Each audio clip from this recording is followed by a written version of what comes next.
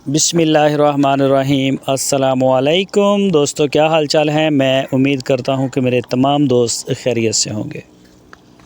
दोस्तों, इब्राहिम भाई जोड़ा बछड़ियों का लेके आए हैं। ये जो आप देख रहे हैं ये चोलस्तानी जर्सी का क्रॉस है और इब्राहिम साहब कहते हैं कि 80% जर्सी है इसमें, यानी कि जर्सी का तेज़ है क्रॉस इसके अंदर। और 15 दिन हो गए हैं पहले वाली को, उसको हुआ है सिमन हुआ है। और ये वाली है साहिवाल जर्सी। तो ये भी बछड़ी है, दोनों खीरी हैं अभी। और ये अभी इसको सिमन नहीं हुआ, ये रेडी है सिमन के लिए। कुछ दिन तक उनका कहना है कि ये भी इंशाल्लाह सिमन इसको भी हो जाएगा।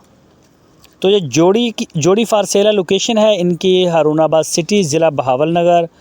कोई भी दोस्त ख़रीदना चाहे तो वो इब्राहिम भाई से रब्ता कर सकता है। आपकी स्क्रीन के ऊपर उनका नंबर भी है। और इनकी जो डिमांड की उन्होंने वो 95 हज़ार रुपये फ़ी पुट्ठे के हिसाब से डिमांड की है।